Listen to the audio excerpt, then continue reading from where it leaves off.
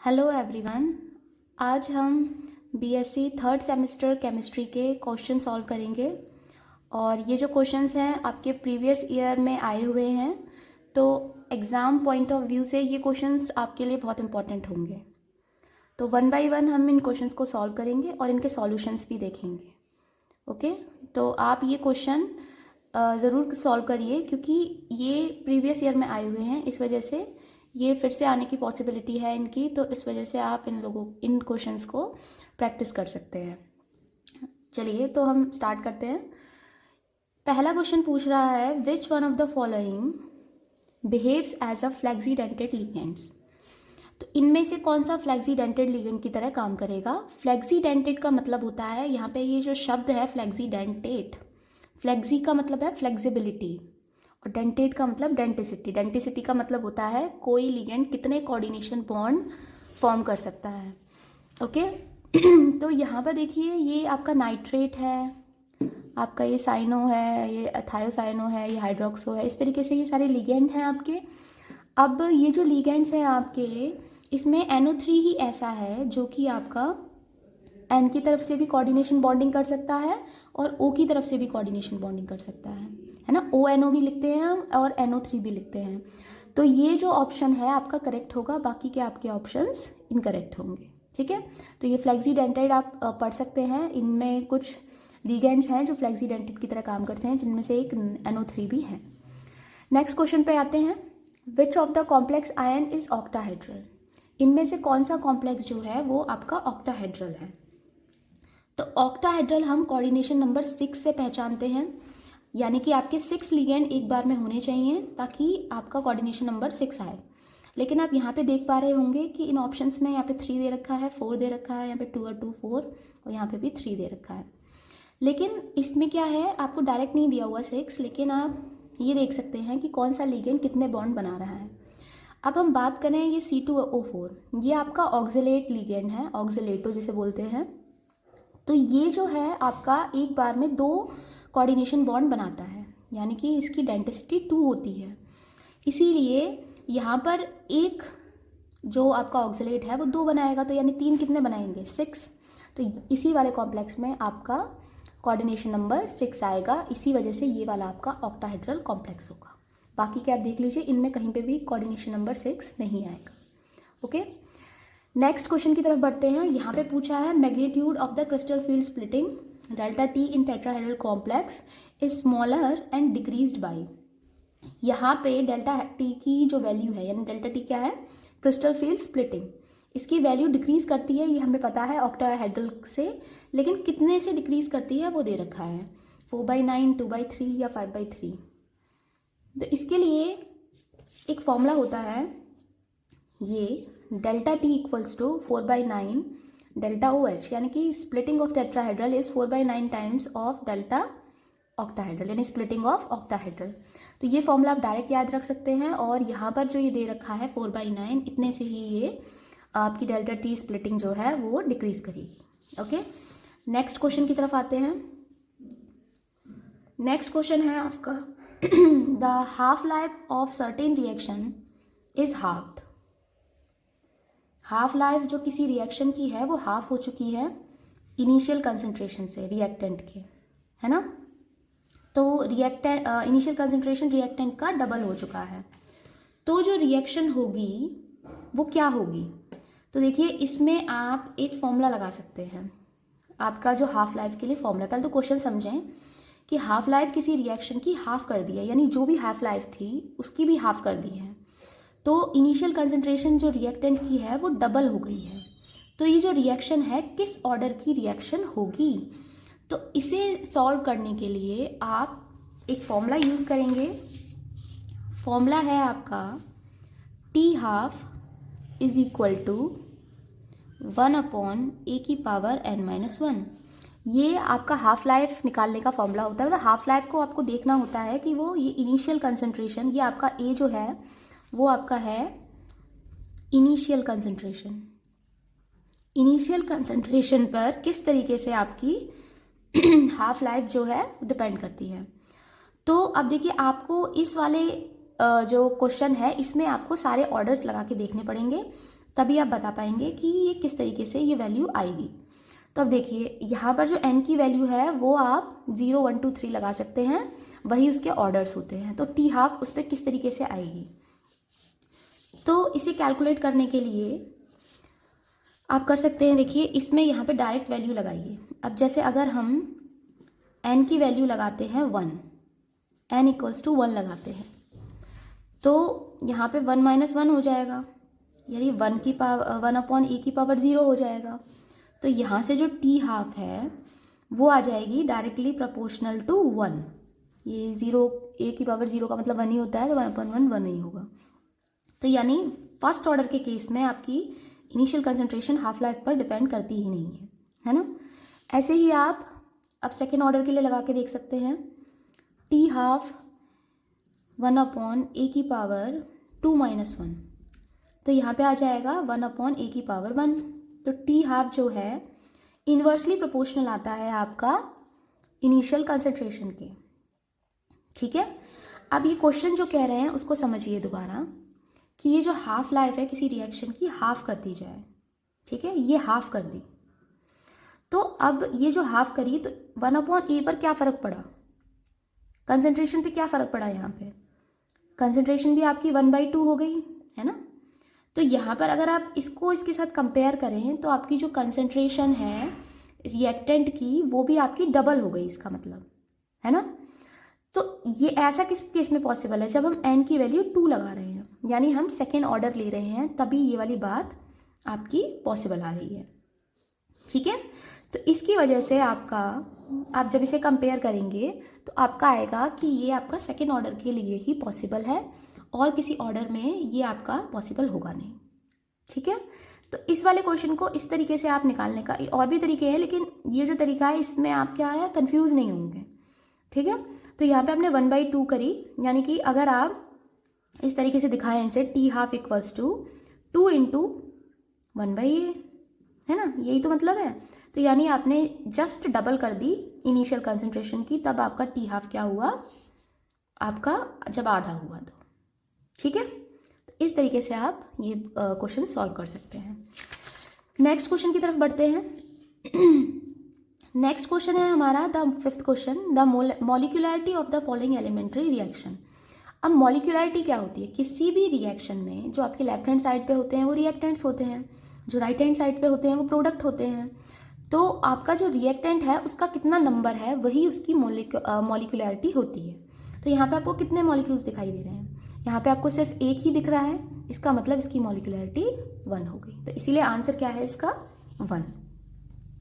Next question देखिए, half life period of first order reaction is 20 minutes. Half life दे रखी है पहले ऑर्डर के रिएक्शन की 20 minute. How long will it take to 75% completion. 75% complete करने में इस रिएक्शन को कितना समय लगेगा।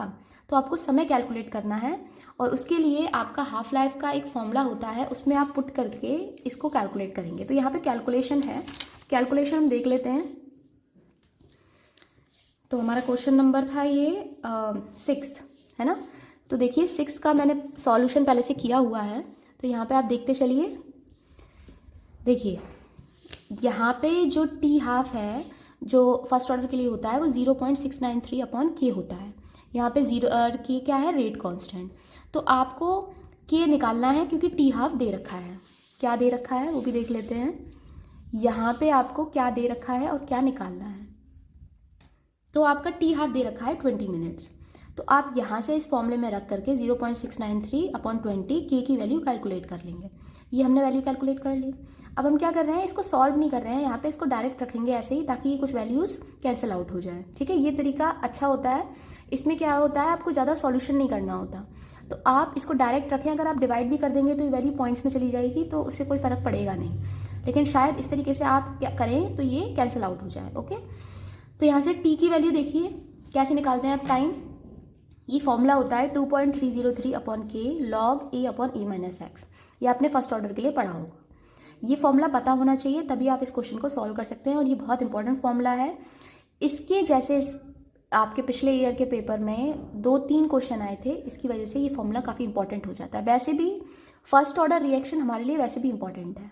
ठीक है, तो यहाँ से सॉल्व करते हैं। देखिए 2.303 अपॉन हमने के की वैल्यू डायरेक्ट यहाँ से इस जगह पर रख दी, 0.693 इंटू 20 ऊपर चला गया। ठीक है, लॉग ए कितना दे रखा है, ए दे रखा है आपको, ए हमेशा जो होती है ना इनिशियल कंसंट्रेशन वो आपका 100 ही होती है, 100 मतलब परसेंट रिएक्शन होती है, तो इसलिए 100 ही रखते हैं। उसके बाद और उसने 75% कंप्लीट करने में कितना समय लिया है, यानी कि आपको ए तो 100 ही रहेगी और जो 75% कंप्लीट हो गई है उसको 100 में से माइनस कर देंगे। यहाँ पर आ गई लॉग 100 अपॉन 25 से आप 4 को ईजिली कैंसिल कर सकते हैं, तो यहाँ से हमने कैंसिल करने के बाद ये लॉग की वैल्यू भी हमारे लिए आसान हो जाएगी। बाकी सब देखिए यहाँ पे सेम है, लॉग 2 की पावर 2 कर सकते हैं हम 4 के लिए। अब इसे ये हमने ऐसे इसीलिए किया है क्योंकि लॉग 4 की वैल्यू अगर नहीं याद रहती तो 2 की तो याद रहती है हमें, है ना। कुछ लॉग की वैल्यू याद करिए कम से कम 5-6 तक, तो उससे ईजी हो जाएगा, क्योंकि कभी कभी पेपर में लॉग टेबल नहीं मिलती है तो आपको फिर लॉग की वैल्यू पता होनी चाहिए। तो यहाँ पर जो पावर होती है हमेशा लॉग में वो आगे आ जाती है, 2 log 2 हो गया ये। यहाँ से ये वही सॉल्व अभी करा नहीं है, यहाँ से ये 2 रख दिया और log 2 की वैल्यू होती है 0.3010। यहाँ से रखने के बाद जब आप 2 इंटू 0.3010, यहाँ से आप डायरेक्ट कैंसिल आउट कर सकते हैं। कैसे, जब आप 2.303 और 0.3010 को मल्टीप्लाई करते हैं तो हमेशा वैल्यू 0.693 आती है। ये आप देख सकते हैं जब हम फर्स्ट ऑर्डर का हाफ लाइफ कैलकुलेट करते हैं तो उसमें जब ये जो फॉर्मूला आता है ना आपका, ये वाला, ये जो आपका फॉर्मूला आता है ये ऐसे ही आता है 2.303 और आपका 0.3010 को मल्टीप्लाई करके, तो ये हमें पता होती है। तो इतना हमारा पता होने से क्या होगा कि जब हमने इन दोनों को मल्टीप्लाई करा तो यही सेम वैल्यू आएगी। तो हमने क्या करा, यहाँ पे मल्टीप्लाई करके डायरेक्ट रख दिया और इसको इससे कैंसिल आउट कर दिया, तो हमारा बचा क्या रह गया, सिर्फ 20 इंटू 2 जो कि आता है मल्टीप्लाई होके 40 मिनट्स। तो आपका जो टाइम होगा वो आएगा 40 मिनट्स। तो ये थोड़ा सा लेंदी है क्वेश्चन, लेकिन अगर आपको आता हो तो आपको इसे सॉल्व करने में 1-2 मिनट से ज़्यादा नहीं लगेंगी, और क्योंकि यहाँ पे कोई बहुत ज़्यादा टफ कैलकुलेशन भी नहीं है तो आप इसको ईजिली सॉल्व कर सकते हैं। ठीक है, चलिए नेक्स्ट क्वेश्चन पे बढ़ते हैं। अब देखिए नेक्स्ट क्वेश्चन भी बिल्कुल ऐसा ही है, बस इसमें वैल्यूज थोड़ी सी डिफरेंट हैं। यहाँ पे कह रहा है आपको 75% आपकी जो पहले ऑर्डर की रिएक्शन है वो कंप्लीट करता है 32 मिनट्स में, यानी आपको यहाँ पे अब क्या दे रखा है, टाइम दे रखा है, और यहाँ पे आपका कंप्लीशन का टाइम, कंप्लीशन का परसेंटेज दे रखा है। और अब आपसे पूछ रहा है कि 50% रिएक्शन को कंप्लीट होने में कितना समय लगेगा। तो अगर हम इन 75% और 32 को फर्स्ट ऑर्डर रिएक्शन में रख के और हम यहाँ से के निकाल लें तो फिर हम क्या कैलकुलेट कर सकते हैं, टाइम कैलकुलेट कर सकते हैं। तो देखिए ये भी मैंने सॉल्व किया हुआ है। यहाँ पे देखिए ज़रा, और देखिए वही फॉर्मूला हमने यूज़ किया है, log 100 अपॉन 100 माइनस 75, क्योंकि यहाँ पे भी 75% रिएक्शन कंप्लीट हो रही है। ए को हम इनिशियल को हमेशा 100% रखते हैं। फिर आगे हमने वही सॉल्व किया, तो ये पहले जैसे ही आ रहा है, बस यहाँ पे ये जो है के की वैल्यू 32 यहाँ पे दे रखी है आपको। ठीक है, सॉरी के की नहीं, यहाँ पे टाइम की वैल्यू दे रखी है, के तो हमें कैलकुलेट करना है ना, टाइम दे रखा है। तो यहाँ से हम क्या कर रहे हैं, ये 2 log 2 इसी तरीके से रख के और हम यहाँ पर इसको जो log 2 की वैल्यू है वो रख दी है। अब हमने ये के की वैल्यू ऐसे ही रहने दी है, इसको भी हम सॉल्व नहीं कर रहे हैं क्योंकि हमें आगे क्या निकालनी है, टी की वैल्यू निकालनी है। तो सेम इसी तरीके के नंबर्स आएंगे तो ये कैंसिल आउट हो जाएंगे। तो फिर से हमने वही फॉर्मूला रखा 2.303 अपॉन के लॉग ए अपॉन ए माइनस एक्स। इस बार यहाँ पे जो ए अपॉन ए माइनस एक्स है, ए तो आपका 100 ही रहेगा, लेकिन ए माइनस एक्स आपका 100 माइनस 50 हो जाएगा, क्योंकि आपसे पूछा था 50% कंप्लीट के लिए, है ना। अब ये देखिए ये के की वैल्यू हमने यहाँ पे पूरी उठा के रख दी, ये इसके न्यूमरेटर्स नीचे आ गए और 32 जो डिनोमिनेटर है वो ऊपर चला गया। अब इस तरीके से आपको दिख रहा होगा इसमें क्या क्या चीज़ें कैंसिल आउट हो सकती हैं। तो हम यहाँ से पहले कैंसिल करने से पहले इसको सॉल्व कर लेते हैं। यहाँ पे आया ये log 100 अपॉन 50 जो कि log 2 की वैल्यू आई। log 2 की वैल्यू आपकी 0.3010 यहाँ पे रख दी और बाकी की सारी चीज़ें सेम रखी हुई हैं। तो यहाँ से ये नीचे भी था, यहाँ से ये कैंसिल हो गया, यहाँ से ये कैंसिल हो गया, 32/2 बचा जो कि कैलकुलेट होकर आया 16 मिनट्स। आपको टाइम ही पूछा था 50% कंप्लीशन के लिए, तो इसीलिए आपका जो आंसर रहेगा वो रहेगा 16 मिनट्स। ओके, नेक्स्ट क्वेश्चन की तरफ बढ़ते हैं। For a first order reaction the half life is 100 seconds. How much time will it the reactant to take become 1/4 of the initial concentration? वो कह रहा है कि पहले ऑर्डर की रिएक्शन है, हाफ लाइफ 100 सेकेंड है, तो अब उसे कितना टाइम लगेगा अगर 1/4 रिएक्शन कंप्लीट करना है। तो 1/4 मतलब इनिशियल कंसंट्रेशन का करना है। तो आप देखिए, इसको आप डायरेक्ट सॉल्व कर सकते हैं। इसमें आपको अगर आप वो वाला फॉर्मूला लगाएं तो भी कर सकते हैं, लेकिन वो लेंथी मेथड हो जाएगा, तो यहाँ पे आपकी डायरेक्ट समझ में आ जाएगा। हाफ लाइफ का मतलब है इनिशियल कंसंट्रेशन की जो कंसंट्रेशन की वैल्यू है वो हाफ हो जाए, उसे 100 सेकेंड लगते हैं। तो हाफ का हाफ होने में कितने सेकेंड्स लगेंगे, और 100 लग जाएंगे, तो इसीलिए 200 सेकेंड इसका आंसर होगा। ठीक है, तो ये क्वेश्चन वैसे आप उस फॉर्मूले में डाल के भी कर सकते हैं, लेकिन अब हमें करने की ज़रूरत नहीं है। क्यों? क्योंकि ये क्वेश्चन यहाँ पे डायरेक्ट सॉल्व हो रहा है। हाफ का हाफ मतलब 1/4 तो हो गया, तो इसीलिए यहाँ पे अगर हाफ को कंप्लीट होने में 100 सेकेंड लग रही हैं, तो उसके भी हाफ को कंप्लीट होने में आपके 200 सेकेंड लगेंगे। ठीक है, तो इस तरीके से आप ये क्वेश्चन सॉल्व कर सकते हैं। थोड़े से आपको पता है बीएससी थर्ड सेमेस्टर में आपकी फिजिकल केमिस्ट्री है, इस वजह से आपको सॉल्यूशन करने आनी चाहिए, डायरेक्ट थ्योरेटिकल क्वेश्चंस नहीं आते हैं। थैंक यू वीडियो देखने के लिए।